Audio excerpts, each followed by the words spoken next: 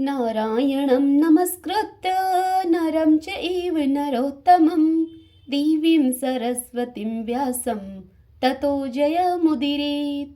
अर्थात भगवान नारायण नर श्रेष्ठ नर देवी सरस्वती तथा महर्षि वेदव्यास को नमस्कार करके भगवान की विजय कथा से परिपूर्ण इतिहास पुराण आदि का पाठ करना चाहिए।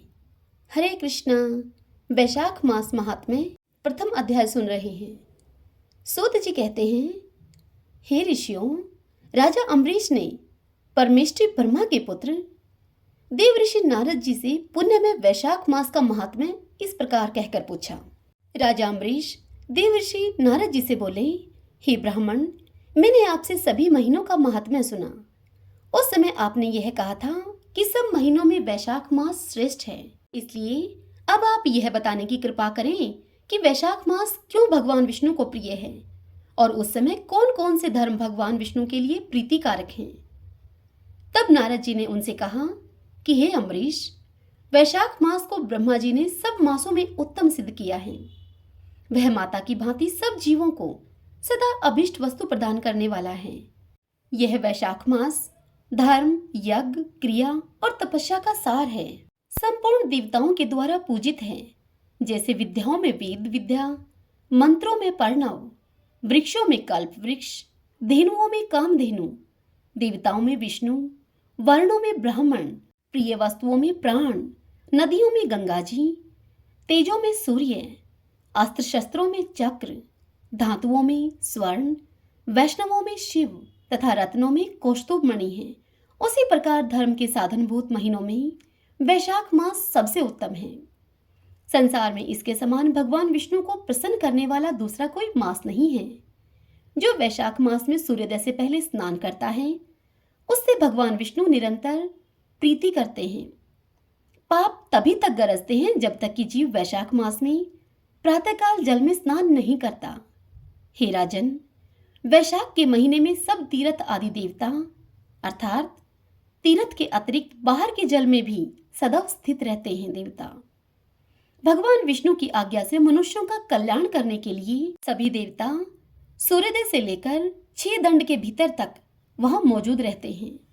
वैशाख के समान कोई मास नहीं है, सतयुग के समान कोई युग नहीं है, वेद के समान कोई शास्त्र नहीं है और गंगा जी के समान कोई तीर्थ नहीं है। जल के समान कोई दान नहीं है, खेती के समान धन नहीं है और जीवन से बढ़कर कोई लाभ नहीं है।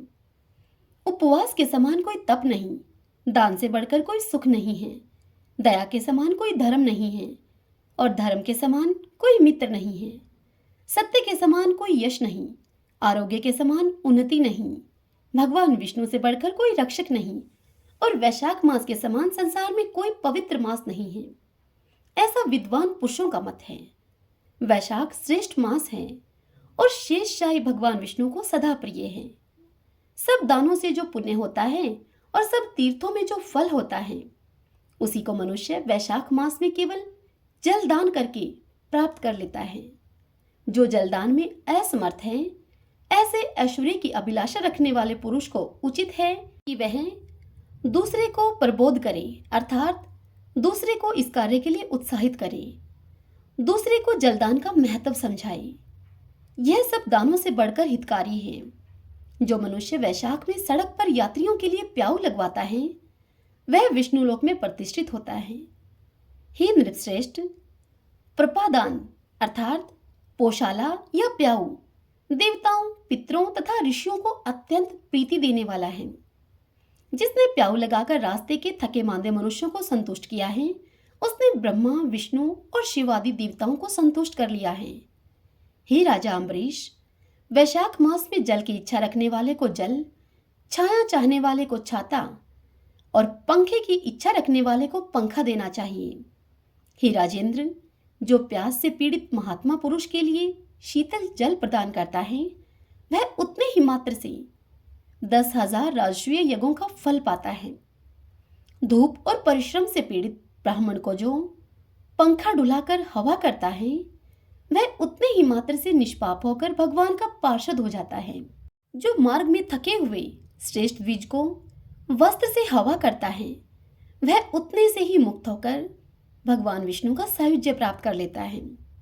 जो शुद्ध चित्त से ताड़ का पंखा देता है वह सब पापों का नाश करके ब्रह्मालोक को जाता है। जो विष्णु प्रिय वैशाख मास में पादुका का दान करता है वह यमदूतों का तिरस्कार करके विष्णु लोक में जाता है। जो मार्ग में अनाथों के ठहरने के लिए विश्रामशाला बनवाता है उसके पुण्य फल का तो वर्णन ही नहीं किया जा सकता। मध्याह्न में आए हुए ब्राह्मण अतिथि को यदि कोई भोजन दे तो उसके फल का अंत नहीं है। हे राजन, अन्नदान मनुष्यों को तत्काल तृप्त करने वाला है, इसलिए संसार में अन्न के समान कोई दान नहीं है।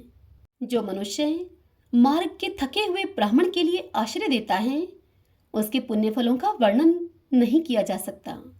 हे भूपाल, जो अन्नदाता है वह माता पिता आदि का भी विस्मरण करा देता है, इसलिए तीनों लोकों के निवासी अन्नदान की ही प्रशंसा करते हैं। माता और पिता केवल जन्म के हेतु हैं, पर जो अन्न देकर पालन करता है मनीषी पुरुष इस लोक में उसी को पिता कहते हैं। ओम नमो भगवते वासुदेवाय। भगतजनों, आज के अध्याय की यह कथा यहीं संपूर्ण होती है। इससे आगे की कथा कल हम अगले अध्याय में सुनेंगे। आइए अब हम वैशाख मास में सुनी जाने वाली गणेश जी की कथा सुनते हैं। सब बोलिए गणेश जी महाराज की जय। ओम गंगनपते नमः। पुराने समय में रंतिदेव नाम का एक राजा था। उसके राज्य में एक ब्राह्मण रहता था जिसका नाम था धर्मकेतु। धर्मकेतु की 2 पत्नियां थीं। एक का नाम सुशीला और दूसरी का नाम चंचलता था। दोनों पत्नियों के विचारों और व्यवहार में काफी अंतर था। सुशीला धार्मिक स्वभाव की स्त्री थी और उपवास पूजा पाठ आदि वह करती ही रहती थी। इसके विपरीत चंचलता भोग विलास में लीन रहती थी। वह शरीर के श्रृंगार पर ही अधिक ध्यान देती रहती थी। किसी व्रत उपवास या पूजा अर्चना से उसका दूर दूर तक कोई लेना देना ही नहीं था। कुछ दिनों के बाद धर्मकेतु की दोनों पत्नियों की संतान हुई। सुशीला की पुत्री हुई और चंचलता ने एक पुत्र को जन्म दिया। चंचलता सुशीला से सदैव कहती रहती थी कि सुशीला, तूने इतने व्रत उपवास करके अपने शरीर को सुखा लिया है, फिर भी तेरे लड़की ही हुई। मैंने कोई व्रत उपवास या पूजा अर्चना भी नहीं की और फिर भी मैंने पुत्र को जन्म दिया है। कुछ दिन तक तो सुशीला यूं ही सुनती रही, पर जब अति हो गई तो उसे बड़ा दुख हुआ। उसने गणेश जी की आराधना की। इससे भगवान गणेश सुशीला पर इतने प्रसन्न हुए कि भगवान गणेश की कृपा से अब सुशीला की पुत्री के मुंह से बहुमूल्य मोती मूंगे निकलने लगे। भगवान गणेश की ही यह कृपा थी जिससे कि सुशीला ने एक रूपवान पुत्र को भी जन्म दिया। सुशीला का ऐसा सौभाग्य जाग उठा तो चंचलता के मन में उसके प्रति अब जलन होने लगी। उसने सुशीला की बेटी को कुएं में गिरा दिया, पर सुशीला पर तो भगवान गणेश जी की कृपा थी। उसकी बेटी का बाल तक भी बांका नहीं हुआ। सुशीला की बेटी को सुकुशल कुएं से निकाल लिया गया। गणेश जी तो ऐसे ही हैं, जिन पर बरसते हैं उनके वारे न्यारे कर देते हैं। सब बोलिए गणेश जी महाराज की जय। हे विघ्न विनाशक गणेश जी महाराज, सुशीला पर जैसे आपने कृपा की वैसे ही कृपा हम सब पर करना। इस कहानी को कहते सुनते हुंकारा भरते सब पर अपनी कृपा करना, सबके बिगड़े कारज बनाना। ओम गंगणपते नमः।